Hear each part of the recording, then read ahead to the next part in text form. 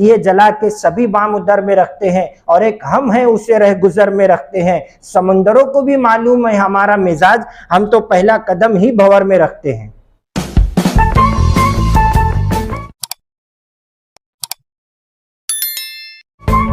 देखिए, हम सब जानते हैं कि हम जिस मुल्क में रह रहे हैं, हिंदुस्तान, वहाँ के हालात किस तरीके से तशवीशनाक होते जा रहे हैं।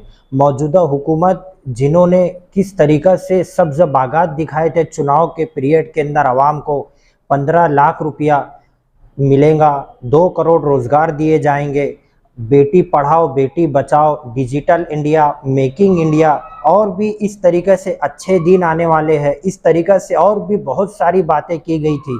लेकिन आज हालात उसके बिल्कुल ख़िलाफ़ है। क्या चल रहा है मुल्कों के अंदर, हम खुद हमारी पेशानी की आंखों से देख रहे हैं। Rich to rich become and poor to poor become, अमीर अमीर तरीन होता चला जा रहा है और गरीब गरीब तरीन होता चला जा रहा है। आज बेरोज़गारी बढ़ रही है, पेट्रोल के दाम और डीजल के दाम हवाओं से बातें कर रहे हैं, महंगाई आसमान को छू रही है, गरीबों के लिए ज़िंदगी गुजारना अजीरन हो चुका है। ऐसे हालात के अंदर हुकूमत बात करने और बात सुनने के लिए तैयार नहीं है। हुकूमत हिंदू मुस्लिम मंदिर मस्जिद और मीडिया खरीदने के दर पे है। किसी ने कहा था कि अजीब दौर सहाफ़त है मेरे मुल्क में, अब पैसे देने पड़ते हैं बुरी खबर के मुझे, बस इसलिए कि मैं उसकी तरफ देख ना सकूं, वो दिखा रहा है मंजर इधर उधर के मुझे। इस तरीक़ा के हालात चल रहे हैं मुल्क के अंदर। इसी के पेश नज़र हमारे मालेगांव शहर से मुंसलिक आज मालेगांव शहर, हमने माजी में भी ये बात कही थी कि मुतवस्सित तबके से ताल्लुक़ रखने वाले लोग शहर के अंदर ज़िंदगी गुजारते हैं, गरीबी सतह से नीचे दर्जे के अंदर शहर के अंदर लोग ज़िंदगी गुजारते हैं। आज गरीबों के लिए गौरानी अंडा भी सोने का होता है। ऐसे हालात के अंदर अगर शहर के गरीबों को राशन दुकानों से, उनके पास अगर पीला राशन कार्ड है तो भी और केसरी राशन कार्ड है तो भी उनको राशन दुकानों से अनाज मिलना चाहिए। यही बात के पेश नज़र माजी में शेख रशीद साहब ने एक प्रेस कॉन्फ्रेंस ली थी, उसके अंदर उन्होंने ये बात कही थी कि मालेगांव शहर के अंदर गरीबों को राशन दुकानों से अनाज नहीं मिल रहा है, केसरी कार्ड जिनके पास है उन्हें अनाज नहीं मिल रहा है। यही डिमांड के पेश नज़र एक धड़क मोर्चे का ऐलान किया गया था। 12 दिसंबर को बरोज पीर दोपहर में 3 बजे जूना आगरा रोड मराठा स्कूल के सामने अशोका लॉज, जो अब हीरा लॉज के नाम से मंसूब हो चुकी है, वहां से एक धड़क मोर्चा निकाला जाएगा। मैं शहर की आवाम से, नौजवानों से, बुजुर्गों से और मेरी माओ बहनों से गुजारिश करता हूं कि ये जमहूरी मुल्क है, यहाँ पर सरों की तादाद देखी जाती है। आप एक बड़ी तादाद के अंदर ये धड़क मोर्चे के अंदर आप शरीक हो और अपने साथ केसरी राशन कार्ड का ज़ेरॉक्स कॉपी और उसके ऊपर अपना नाम और अपना मोबाइल नंबर लिख करके आप वो मोर्चे के अंदर शामिल हो।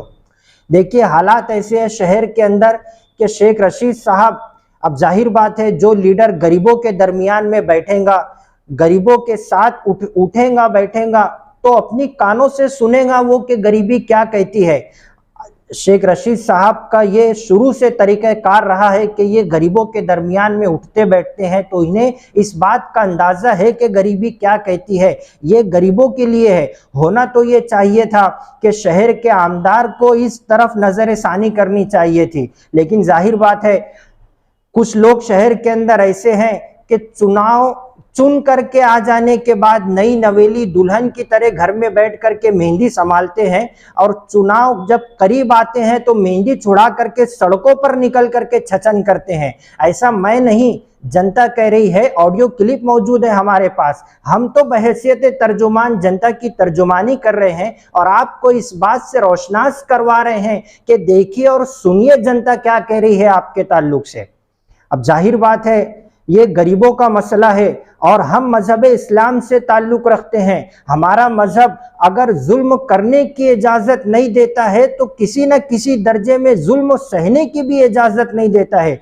आज अगर गरीबों को उनका हक नहीं मिल रहा है तो हम ये उनका हक दिलाने के लिए हम गरीबों को जमा कर रहे हैं कि आप हमारे साथ आइए और हम एक मोर्चा निकालेंगे। मोर्चे के अंदर शरीक हो करके, जाहिर बात है अगर ईवानों के अंदर हमारी आवाज़ नहीं सुनी जाएंगी तो हम सड़कों सड़कों के ऊपर आकर के हुकूमत के सामने हम हमारी डिमांड रखेंगे कि ये सरासर जुल्म है, और जुल्म सहना भी किसी न किसी दर्जे में जालिम की मदद करने के मुतरादिफ है। किसी ने कहा था कि बात दलीलों से कहें तो रद्द होती है, उनके होंठों की खामोशी भी सनद होती है, कुछ न कहने से भी छिन जाता है एजाज़ सुखन, जुल्म सहने से भी जालिम की मदद होती है।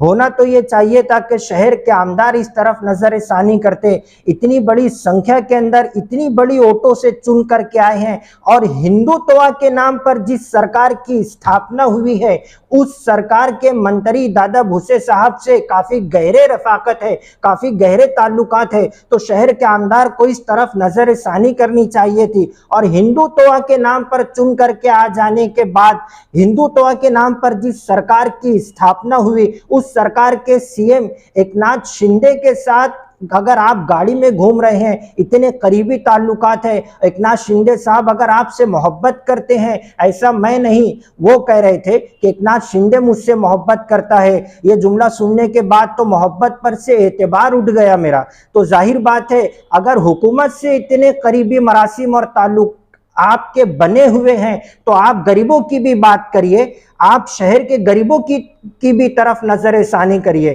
ठीक, खैर, मैं शहर की आवाम से फिर दोबारा ये गुजारिश करना चाहता हूं कि आप ये धड़क मोर्चे के अंदर एक बड़ी तादाद के अंदर हमारी माएँ बहनें, हमारे नौजवान बुजुर्ग एक बड़ी तादाद के अंदर आप इस मोर्चे के अंदर आइए, और हम हमारी डिमांड वहां पर रखेंगे। अगर हमारे मुतालबात पूरे होते हैं तो ठीक है, और अगर नहीं होते हैं तो पार्टी के जिम्मेदारान फिर मीटिंग करके आगे का लाहे अमल तैयार करेंगे कि आगे क्या करना है। और फिर जाहिर बात है शेख रशीद साहब के ताल्लुक से माजी में यह भी कहा गया था कि 40 साल इतराफ़ खिदमत का प्रोग्राम हो जाने के बाद शेख रशीद साहब सियासत से दस्तबरदार हो जाएंगे, लेकिन इससे पहले भी माजी में मोर्चा निकला था कारपोरेशन के खिलाफ में, अभी फिर ये मोर्चा निकल रहा है। तो कहीं ना कहीं ऐसा कहने वाले लोगों को ये बात समझ लेनी चाहिए कि शेर की मूंछें अगर सफ़ेद हो जाती है लेकिन वो धाड़ना नहीं छोड़ता है।